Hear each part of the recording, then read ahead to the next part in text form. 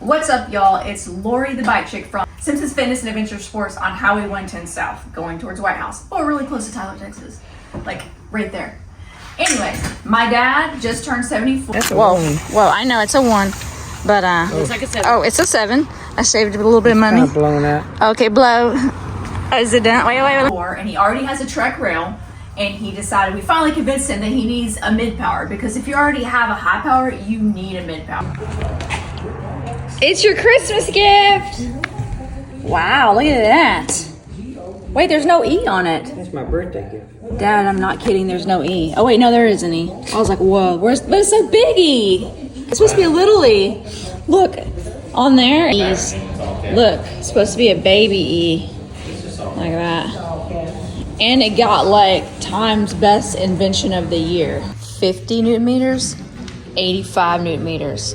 Quieter, a little louder, more battery runtime, more miles, a little bit less, but way lighter, 15 pounds lighter. This is the Fuel EX. Of course, it had the best, the 9.9 XX, and it's the T-Type transmission. So it does not have a derailleur hanger, which means that a lot of times we have problems, and one of the main problems that happens when you have an actual hanger is that it'll get bent. Everybody that walks through the store, I have a shifting problem. Oh my gosh, your derailleur hanger is bent. Or you gotta put a new one on there. So essentially that is all taken away. You can stand on this, you can crash, you can fall. This is a safer part of the bike. Yeah, it's stronger. Because the Eagle transmission derailleur mounts directly to UDH compatible frames, its full mount design works around the one constant on every mountain bike: the center of the rear axle. This removes all variance across different bike designs. So you're not gonna have any problems with shifting, and it somehow maps its way up. It knows where it needs to be, the right time at the right place, and you're not gonna do what Justin does on the trail when all of a sudden you're on your Trek rail and you forget that it's in turbo and you go snap, and that's not very fun because then you have to replace the chain. So if anybody does need this, it would be Justin. It prevents breaking your chain, and so you can actually be in high power or in like big modes, like racers need it, e-bikes need it. I swear this was designed for e-bikes. Oh, this is kind of cool. So obviously there's a battery here, but in the past this was not connected to the battery here. So if he didn't have to charge this right here at all, so he can forget. The only problem with that is that if you don't have the bike charge, you can't shift. But he does have the handy dandy right here, and he can literally just maybe zip tie this here, and then that way he can shift if he's out in the field and he accidentally went further or took the wrong. All right, so it is 150, 140, which I know that they always announce the rear first, 140, 150, but I always start with the shock on the front. So you also have a nice flat race bar, which is a lot of fun, and it just looks really sleek and pretty. It's hard to get up. I didn't. How do I do that? Oops. Open it. Look at that. It's got a chain breaker in it. It's even got a compact number 8. What do you use that for? Tighten this stuff down, not very tight. What about that thing? That's a tire lever. Oh, right. But no, that's a number 8. For what? For like, well, you wouldn't do the crank with it, but make the inside crank bolt. That's a number 8. So Yeah. why it's not round? No, it's made it to where it's so it can fold up flat. So that's how you use your chain breaker. Does it have a place to store the actual link? It does work. And you actually have, to me, I think I have more room to put like my GoPro and then my computer. Ooh, get this, because I didn't get this earlier. My computer actually threads in there and sticks out here, so I have more room to put more stuff because it's all about stuff. This is so close to the bar. And why, like, what does that do? It just makes it look sleek. Yeah, it keeps it out of the way. Yeah, I mean, there's like no room in between there, so it's really sleek to me. And then, as far as, he's got the nicest brakes, pretty much the nicest everything on the planet. And you've got your dropper post right here, but you can also put your shifting on this side if you want, or on this side if you want. And then there's an app on your phone that you can say, I want this to be easier or harder, or up or down, so you can switch these. Then you can also rotate the levers because everyone's hand is different sizes. There's even people that have like no fingers. Like some of my friends, they lost their finger because a horse bit it off. So he might really need something like this. He really did. Pretty crazy. My dad, he's not very techie at all, so they did have AirWiz on there. He did take them off. All it was like a little thing that screws on there, and it goes to your phone and tells you how much pressure you have in each tire. It's kind of cool, but you know. It's tire pressure Yeah, monitors. it's a tire pressure monitor. And then it also has the same thing, an AirWiz on your shock that tells you, you know, hey, did it change or anything like that. So he's not really into a lot of tech. He doesn't even have a Garmin. It's really weird. So it is really weird. I have one. There's mine right there. Well, I'm comparing both of them. Mine's the yellow mellow up there, and then I also have a Trek rail. It's a lot of fun, but if you don't have a high power, then you need a mid power. These are 15 pounds lighter than my rail, which is huge. And everything's really small. So like the battery is really small. It's not on the outside.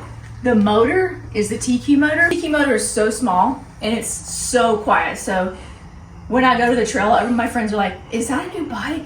I'm like, yeah. And they're like, I didn't know it was an e-bike all this time. I didn't even know. That's literally just behind the crank right there. It's super tiny. And then the battery's integrated into the frame, where this one pops out on the side like this, and actually is as big as this.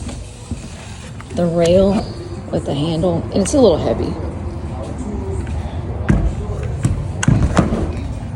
Is the rail size motor, like from here all the way over. It's basically, you can have level 1, 2, and 3. And level 1, to me, is just kind of like a push on the back. And it feels, in level 1, I still get the benefit of having more suspension, but it feels like I'm on my race bike that's 100 millimeters and like 62 millimeters. But I'm not getting all that, you know, jarring and the elbow pain and the wrist pain and the back pain. So I've been around for 23 years, and I think this is a good style bike for people who have already been racers that still want to have that feel, but then have more suspension for comfort, and then maybe jump a little bit. These can probably get, this is me, okay, so my first day, I've only had mine for like a month, and I'm primarily in like level 1, and so we did 18 miles this weekend, and I had half of the battery still left. So I was kind of flipping, turning it on, turning it off.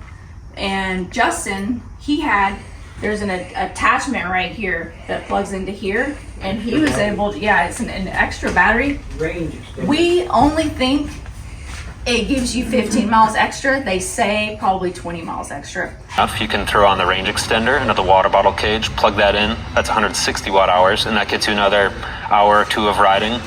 And we might get some more data on that because it depends on the person. It depends on how much they weigh, how much they shift, and definitely how hilly it is, and definitely how much they weigh. So that's a huge difference. But that is needed, I think, with this bike, is to go ahead and get the range extender, because we'll go out and do, I couldn't get more than 30 miles out of it.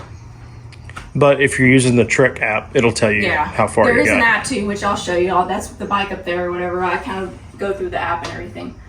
But yeah, the app, you can actually go in there and tune it. You can turn it up or kind of like increase the torque. And that's what I noticed is when level 1, 2, and 3, or no, it's just on all of them. You can adjust them all independently. Mm-hmm.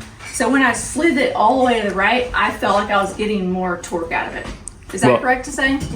You can adjust how the power comes in. So it'll come in quicker, or you can come in slower. Yeah. But this is way different than the rail. It does not, you don't feel that jerk. It feels more like a natural bike, and it's incredibly light right here.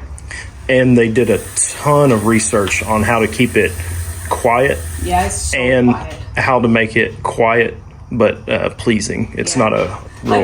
like it's about tunability. So, but like you can hear like the rails. You can, it sounds like a race car, but it's only to you. Like I can't hear other people's rails. I can't. Maybe it's just me.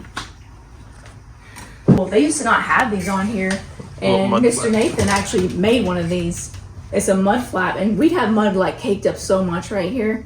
It's kind of just annoying more than anything. We'll fool people because you can shift faster than it can.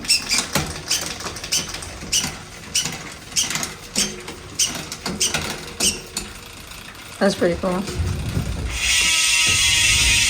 Yeah, we told your dad it had automatic shifting, And and he believed it? he didn't believe it for very long. Alright, peace out. Y'all like and subscribe. Dad goes, are you through? I'm ready to go ride my bike now.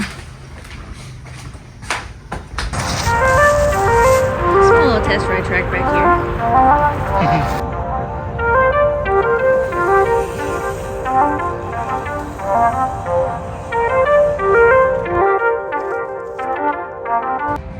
What do you think about it? I like it. You didn't say anything. Like, what do you really think? Your opinion. I think it's gonna be cool. You guys watch, but you got to subscribe.